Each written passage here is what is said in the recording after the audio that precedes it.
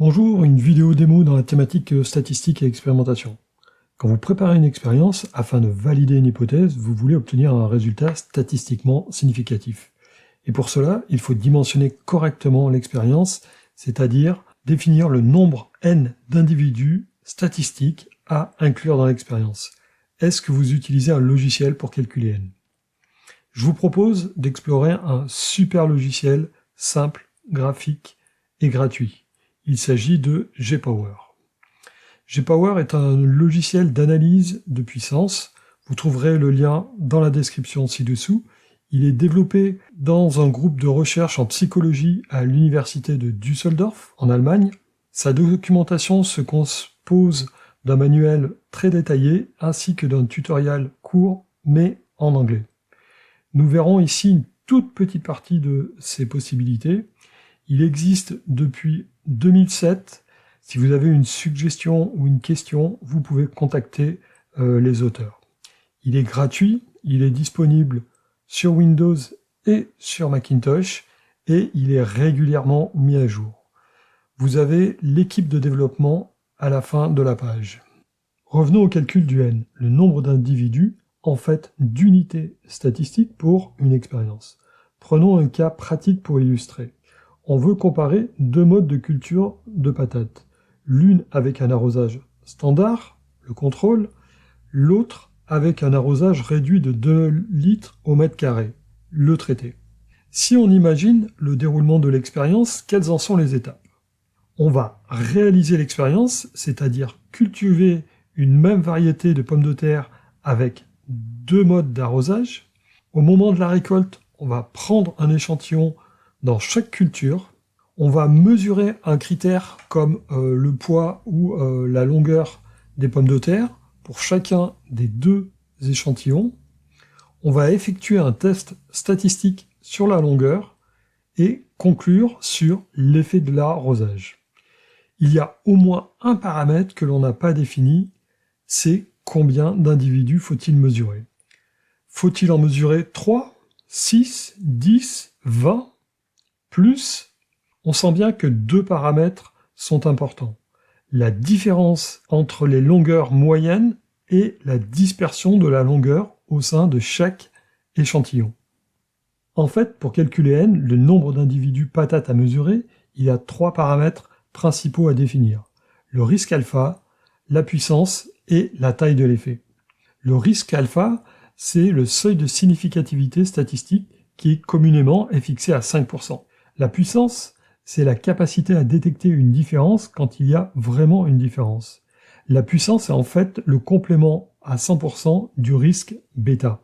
Si on fixe la puissance à 80%, alors le risque bêta est à 20%.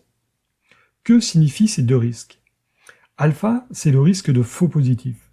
C'est-à-dire que si l'on répétait un grand nombre de fois notre expérience et que les deux cultures étaient arrosées strictement de la même façon, eh bien, on déclarerait que dans 5% des expériences, il y a une différence, alors que par construction, il n'y a pas de différence. C'est-à-dire que l'on tolère d'annoncer à tort une différence, alors qu'on observe une différence qui est liée à l'échantillonnage, c'est-à-dire la constitution des échantillons, et cette différence, elle sera observée dans 5% des échantillons issus de la même population, du fait de la définition du seuil de 5%. Bêta, c'est le risque de faux négatif. C'est-à-dire que si l'on répétait un grand nombre de fois notre expérience et que les deux cultures étaient effectivement arrosées de façon à ce qu'il y ait une différence notable, eh bien dans 20% des expériences, on déclarait qu'il n'y a pas de différence, alors que par construction, il y en avait une. Mais rassurez-vous, dans 80% des expériences, on trouverait bien une différence statistiquement significative. C'est la puissance. Donc, pour simplifier, alpha fixe le pourcentage de faux positifs et bêta fixe le pourcentage de faux négatifs. Et les deux risques sont indépendants. Continuons la liste des prérequis pour calculer n. Il nous faut aussi définir la taille de l'effet. La taille de l'effet, c'est la différence de longueur moyenne entre les deux populations, celle arrosée normalement et celle avec moins d'eau, Et cette différence est divisée par la dispersion des individus, c'est-à-dire la variabilité. La taille de l'effet est donc une différence exprimée en unité de dispersion. Et c'est donc une différence relative. Elle porte souvent le nom de D de Cohen. Il y a peut-être d'autres informations à connaître aussi, et notamment le test statistique que l'on choisit. Vous l'aviez peut-être oublié celui-là. Voici comment se présente l'interface de GPower lorsque l'on ouvre. On a un menu, une zone intermédiaire dans laquelle on aura les graphiques, une ligne sur laquelle on choisit le test statistique, une ligne sur laquelle on choisit le type d'analyse de puissance, ici une fenêtre dans laquelle on va entrer les paramètres permettant le calcul, et ici enfin les résultats du calcul. GPower permet d'effectuer différents types d'analyse de puissance. Celui qui nous intéresse, c'est le premier, c'est-à-dire de calculer une taille d'échantillon connaissant alpha, connaissant la puissance, connaissant la taille de l'effet. D'autres calculs sont possibles et vous les retrouverez dans la doc. Maintenant que l'on a fixé notre type d'analyse de puissance, on va pouvoir simplifier considérablement cette interface. On va aller dans Vue et on va cacher la sélection des tests. Ici, on ne voit même plus le test statistique qu'on veut réaliser. Or, il va falloir quand même le paramétrer. On va retrouver l'ensemble des tests statistiques qui sont utilisables dans GPower dans le menu Test. Ce qui va nous intéresser, dans notre cas particulier, c'est une comparaison de moyenne, et plus particulièrement une comparaison entre deux groupes indépendants. En effet, les pommes de terre qui sont dans le groupe arrosé normalement ne se trouvent pas dans le groupe des pommes de terre qui sont arrosées avec 2 litres d'eau en moins. Donc on a deux groupes indépendants. On a encore un petit détail à régler sur le test, qui est le côté dans lequel on va chercher une différence. Par défaut, GPower propose du one-tail, c'est-à-dire on va chercher une différence que d'un côté. À moins qu'on ait un a priori vraiment très bien argumenté, on va partir sur une comparaison où on ne sait pas dans quel côté va se trouver la différence. Bien qu'on se doute que dans notre cas, si on arrose moins, les pommes de terre seront certainement plus petites. Bon, maintenant qu'on a fini avec le test statistique, on va rentrer les paramètres que l'on a vus tout à l'heure. On va commencer par le risque alpha. Le risque alpha, on va le laisser à 5%. Ensuite vient la puissance. La puissance, c'est le complément à 1 du risque bêta. Par défaut, dans GPower, on travaille à 95%. Bon, alors en général, 95%, ça va faire des tailles d'effectifs qui vont être vraiment trop grandes, et je vous conseille plutôt de passer à 80 ou 90%, ce qui est mieux pour la puissance. Ici, on peut rentrer le ratio entre nos deux échantillons, au cas où il y ait un déséquilibre, ce qui peut arriver typiquement dans les pathologies humaines. Voilà, on a rentré les paramètres les plus importants. GPower propose une convention pour régler la taille de l'effet. Cette convention s'applique dans le cadre des études de psychologie. Pour des études en physique ou en biologie, il va falloir augmenter d'un cran ces seuils.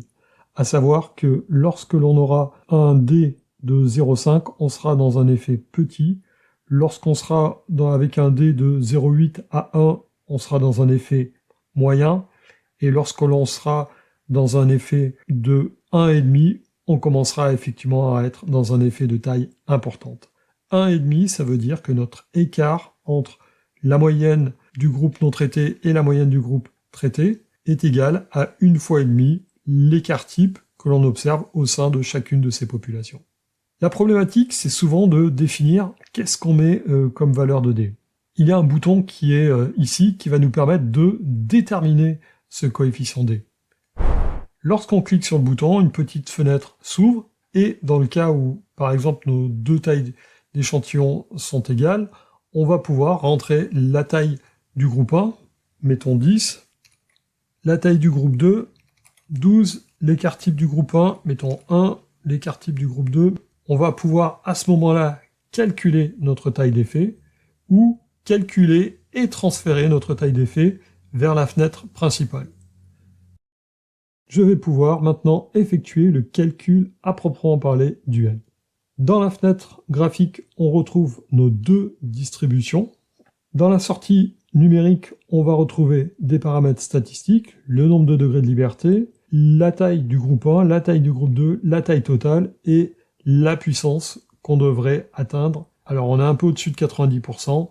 Pour atteindre pile poil 90%, il faudrait probablement avoir 13,7 individus. Or 0,7 individus, c'est pas possible. Donc on monte à l'unité supérieure et donc on obtient une puissance d'environ 93%. Voilà, on a maintenant réalisé notre calcul d'effectifs et on va pouvoir réaliser notre expérience. Alors bien sûr, on pourrait essayer de voir ce qui se passe si on changeait des paramètres comme la taille de l'effet, comme la puissance, etc. On verra ça d'une façon assez simple dans une prochaine vidéo. Donc, pour récapituler le calcul du N avec Gpower, il faut définir le risque alpha. Alors en général, on prend 5%.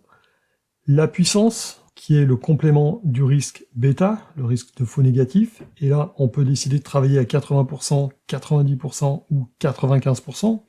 Alors je vous rappelle, si on travaille à 80%, c'est-à-dire que dans 80% des expériences, si on les répétait, on verrait un effet statistiquement significatif. Mais dans 20% des expériences, on ne verrait pas d'effet statistiquement significatif. Alors souvent, si on a peur de passer justement à côté de cet effet, de ne pas le voir, on va choisir de travailler plutôt à 90, voire 95%. Ça risque de faire augmenter énormément votre taille d'effectif, mais c'est à vous de voir, de pondérer votre risque avec la taille d'effectif. Il va falloir aussi qu'on renseigne la taille de l'effet, c'est-à-dire la différence moyenne entre les deux populations, divisée par la dispersion au sein de chacune de ces populations. La dispersion, c'est l'écart type à l'intérieur de chacune de ces populations.